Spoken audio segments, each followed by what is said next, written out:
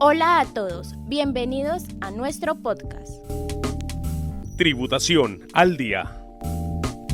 Un espacio donde estaremos hablando de la reforma tributaria. Quien les habla, Paula Guerra, y junto con mis compañeras Natalia Bolaños, Mayerly Cuevas.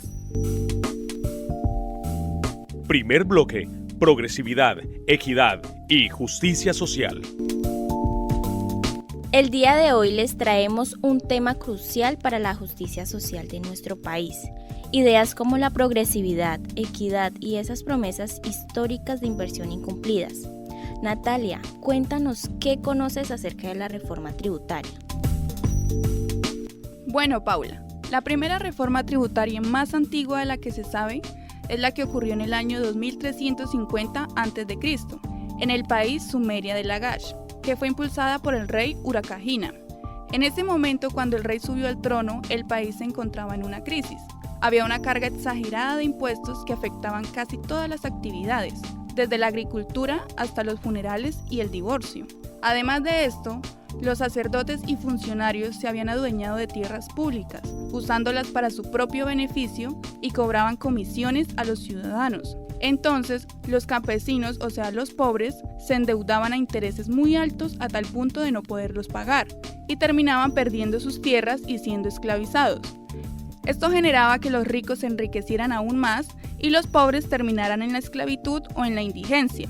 Frente a esta desigualdad, Urakahina hizo un edicto que redujo y eliminó estos impuestos, castigó los abusos y buscó una distribución más justa de las cargas fiscales. Este acto fue muy valiente y muy adelantado a su época. Buscó proteger a los más vulnerables y marcó una huella en la historia de la justicia social y del compromiso del gobierno con su pueblo. Al escuchar a Natalia con la historia del pueblo de los sumerios, es muy interesante ver que la idea de la reforma tributaria se usó con el fin de disminuir el impuesto a los ciudadanos, ya que el exceso de estos hizo más rico al rey y empobreció al pueblo, llevándolo a la esclavitud y a la mendicidad. Actualmente la reforma se crea con el fin de recaudar más recursos económicos y poder adelantar programas sociales, con plata que el Estado no tiene pero sí necesita. Natalia, ¿y aquí en Colombia cuándo empezamos a escuchar de la reforma tributaria? Mira, aquí en Colombia fue en 1821, con la Ley 30, donde se intentó establecer una reforma que creaba un impuesto sobre la renta, el capital y las propiedades, conocido como impuesto directo, pero fue sancionada en el Congreso de Cúcuta bajo el gobierno de Simón Bolívar y con la participación de Francisco de Paula Santander y José María del Castillo y Rada. El impuesto consistía en que cada persona debía darle al Estado el 10% del valor de sus bienes o de lo que producían sus tierras. El objetivo era que quien tuviera más pagara más, lo que representó uno de los primeros intentos de aplicar un impuesto progresivo en el país. Y uno de los primeros en darla a conocer e impulsarla fue el presidente Alfonso López Pumarejo en los años 30, y lo hizo dentro de su programa La Revolución en Marcha. Claro, Natalia, la crisis económica de los años 30 generó una disminución de los ingresos públicos provenientes del comercio exterior, impuestos de aduana. Para compensar esta pérdida, los gobiernos buscaron consolidar un sistema tributario interno, principalmente con impuestos a la renta. En Colombia, el presidente liberal Alfonso López Pumarejo, 1934 a 1938, lideró una reforma tributaria basada en la progresividad, la cual se llamó la Revolución en Marcha, definiendo que la progresividad es la idea de que quienes tienen más recursos deben contribuir más al Estado para lograr una redistribución más justa y equitativa de la riqueza. Mayerly, ¿cuáles eran estos puntos claves de la reforma tributaria? Paula, impuestos sobre el exceso de utilidades. Es como si el Estado te dijera, mira, si ganas lo que es normal, pagas tus impuestos de siempre, pero si de repente te va tan bien que te llena los bolsillos con una plata que no esperabas, de esa plata extra tienes que dar una parte al Estado. Otro impuesto era el impuesto sobre el patrimonio. El impuesto de patrimonio es la cuota que el gobierno le cobra anualmente por tener una riqueza. ¿Cuál era esa riqueza? Una casa, una finca, plata guardada en el banco, un carro de lujo, acciones en una empresa.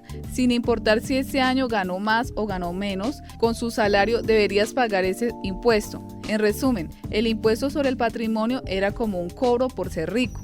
Adicionalmente ajustó el impuesto sobre la renta existente con un sistema progresivo. Sueldos bajos pagaban un porcentaje mínimo, sueldos medios pagaban un porcentaje moderado, sueldos altos pagaban un porcentaje mucho mayor.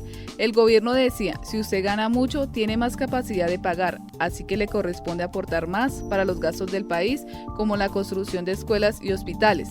Gravámenes sobre la herencia y donaciones. El Estado decía, la riqueza que ha sido acumulada durante años no es justo que simplemente pase de una generación a otra sin que el Estado reciba nada. El gobierno era un mediador en el traspaso de la riqueza familiar, cobrando una comisión para que una parte de esa fortuna se invirtiera en el beneficio de toda la sociedad. Lo mismo con las donaciones. Esta revolución en marcha buscaba atacar directamente al capital. ¿Cuál fue el desafío? La capacidad de administración y el recaudo. Mayerly, aunque esa reforma tributaria de 1935, que buscó que los más ricos pagaran más para financiar proyectos sociales, enfrentó una fuerte y organizada oposición de los ricos, incluyendo empresarios y hacendados. Estos sectores, que temían perder sus privilegios, reaccionaron con rechazo y movilizaron protestas, hicieron huelgas y recogieron firmas, llegando a frenar varias de las medidas propuestas. A pesar de la resistencia, la reforma logró pasar, permitiendo al Estado recaudar más dinero. Sin embargo, la oposición logró mitigar su impacto, y con el tiempo, gobiernos posteriores revirtieron algunas de las medidas, aunque marcó una huella en la lucha por la equidad fiscal. Su efecto real fue limitado y no eliminó los problemas de evasión, elusión y desigualdad que persisten en el país hasta el día de hoy. En resumen, para nuestros oyentes, desde hace miles de años, los impuestos han sido un tema clave en cómo se organiza una sociedad. En Sumeria, el rey Urukagina fue uno de los primeros en darse cuenta de cobrar demasiados impuestos solo hacía más ricos a los más poderosos y más pobres a los campesinos, así que decidió ponerle freno a los abusos y buscar más justicia. Siglos después, en Colombia también se intentó algo muy parecido, que los que tuvieran más pagaran más, empezando en 1821 con Bolívar y más adelante con Alfonso López en los años 30, quien impulsó una reforma llamada la Revolución en Marcha. Su idea era clara, que el sistema de impuestos fuera más justo, ayudando a reducir la desigualdad y financiar cosas necesarias como la educación y la salud. En pocas palabras, la reforma tributaria nacieron para equilibrar la balanza entre los ricos y los pobres, buscando que el dinero del pueblo se use para el bien común y no solamente para llenar los bolsillos de unos pocos. Segundo bloque, el IVA, la apertura económica y la Constitución de 1991. Ahora hablemos del IVA. ¿Qué es el IVA y cómo funciona? Paula, te lo voy a explicar de forma sencilla. El IVA es como un impuesto del consumo que pagamos todos, ya sean pobres o ricos, y se introdujo en Colombia en 1963 durante el gobierno de Guillermo León Valencia, mediante el decreto 3288, para que el Estado tuviera más recursos para sus gastos y proyectos. Bueno, ¿y cómo funciona? Cuando tú compras casi cualquier cosa, una parte de lo que pagas no es para el vendedor, sino para el gobierno. Esa parte se llama IVA. El vendedor recoge esa plata y se la entrega a la DIAN, que es la Oficina de Impuestos. Con el tiempo, el gobierno ha ido metiendo más productos y servicios a la lista de cosas que pagan IVA. Y también han subido el porcentaje que se paga, iniciando de un 3% y hoy ya vamos en un 19%. Así que cada vez que pagas el IVA, estás poniendo tu granito de arena para que el país funcione. ¡Sí, cómo no! Bueno, ahora hablemos de la apertura económica de los 90, la Constitución Política de 1991 y el dilema del gasto. Paula, están básicamente relacionadas, actuando de forma simultánea, pero con objetivos que en la práctica generaron tensiones. La apertura económica fue una política neoliberal, impulsada por el gobierno de César Gaviria 1990 a 1994, mientras que la Constitución fue el resultado de un proceso constituyente que buscaba consolidar un Estado social de derecho. ¿Podemos hacer una semejanza entre la apertura económica y la Constitución? Claro que sí, Paula. La apertura económica de los años 90 en Colombia fue inspirada en el Consenso de Washington, y esto transformó radicalmente el papel del Estado. Este pasó de ser un protector e interventor directo de la economía a un actor secundario y regulador.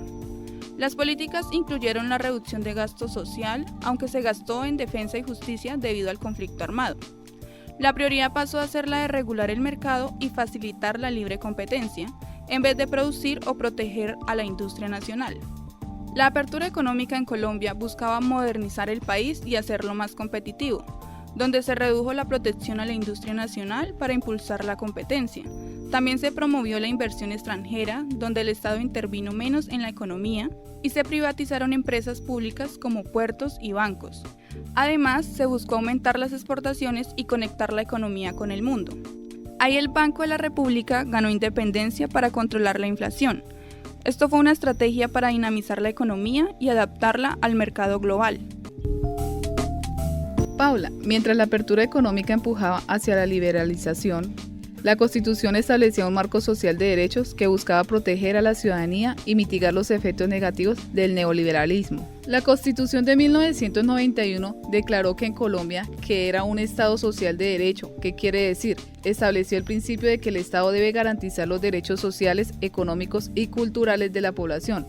¿Cuáles eran estos derechos? Los derechos sociales consagró derechos como la salud, la educación, la seguridad social y la vivienda digna, que requerían un aumento del gasto público. Los gastos sociales prioritarios. Priorizó el gasto social en el presupuesto público, obligando al Estado a intervenir más en políticas sociales. El Banco de la República sería autónomo, tendría el control de la inflación, es decir, que tendría su propia autoridad para manejar la plata sin que el gobierno lo mande. La idea era dejar que entraran productos de otros países más baratos y que nuestras empresas se volvieran más eficientes para poder competir afuera. Le bajaron los impuestos a los productos importados para que la gente tuviera más opciones. Por otro lado, el pueblo quiso cambiar las reglas con la Constitución del 1991. Se hizo una reforma completa de las normas de convivencia. Se dijo que el Estado debería ser más protector con la gente y garantizarles derechos básicos como la salud, la educación y una vivienda digna. El lema fue: el Estado debe velar por el bienestar de todos. Esto produjo el choque de los dos planes. Aunque pasaron al mismo tiempo, se contradecían. El plan económico quería que el gobierno gastara menos plata para poder competir con otros países. Y el plan social exigía que el gobierno gastara más plata para cumplir con los nuevos derechos. ¿Qué pasó al final? Fue como ponerle el freno y el acelerador al mismo tiempo.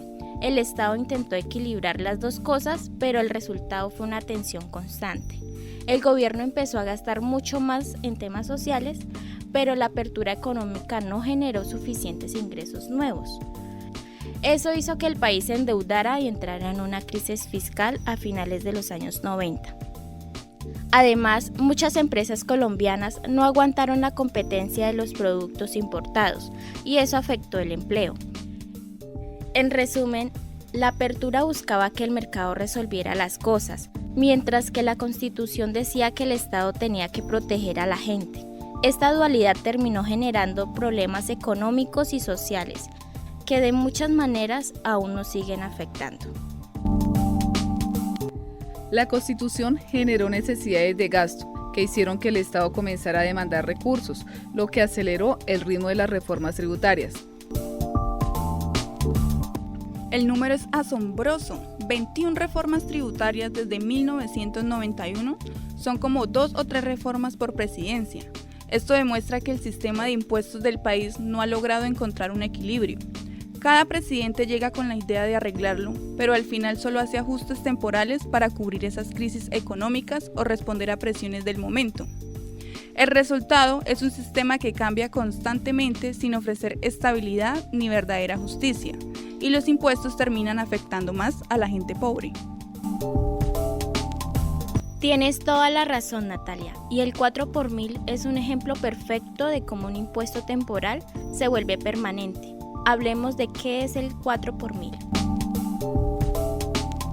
El 4 por 1000 es un impuesto colombiano creado temporalmente en 1998 para una crisis financiera que grava la mayoría de las transacciones bancarias, Su tarifa actual es del 0.4%, es decir, 4 pesos por cada 1.000 pesos, y es recaudado por las entidades financieras.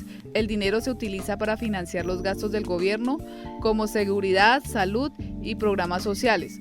Aunque inicialmente fue transitorio, el impuesto se mantuvo y se volvió permanente. Aplica retiros, pagos y traslados de dinero. Natalia, ¿por qué crees que el Estado lo ha mantenido? Paula, lo que pasa es que el 4 por 1000 genera miles de millones de pesos al año, que se destinan al presupuesto nacional para financiar gastos generales del gobierno. Eliminarlo dejaría un hueco fiscal que sería muy difícil de cubrir con otros impuestos, especialmente en un país donde la evasión fiscal es un problema. En términos más claros, es una fuente de ingresos muy importante y constante, y es un impuesto fácil de recaudar y difícil de evadir. En pocas palabras, para tapar ese hueco, el Estado no quiso subirle a los impuestos a los ricos, sino que sacó impuestos rápidos y fáciles de cobrar, como el IVA y el 4 por 1000, que terminan afectando más a la gente de menos recursos. Este problema llevó a la crisis económica a finales de los años 90. El 4 por 1000, que nació como un impuesto temporal, se quedó para siempre, porque el gobierno se volvió adicto a la plata fácil. En resumen, el Estado prefirió el dinero rápido y fácil sobre la justicia tributaria, lo que profundizó la desigualdad, la inestabilidad fiscal del país. Tercer bloque, el presente y la reforma 2026. Ahora adelantemos al presente. Es 2025 y el Congreso está discutiendo la reforma para el 2026. Con el discurso de la progresividad, de gravar a los más ricos y ampliar la base. En términos técnicos, ¿qué tiene de similar y qué de diferente a la del 1935? Tanto la reforma de 1935 como la ley de financiamiento de 2026 comparten la búsqueda de progresividad y la ampliación de la base tributaria. Sin embargo, se diferencian en su contexto y alcance. Se parecen en la progresividad, ambas intentan aumentar la contribución de los más ricos mediante impuestos directos como el de renta y patrimonio. Ampliación de la base, ambas buscan nuevas fuentes de recaudo, gravando nuevos productos y sectores.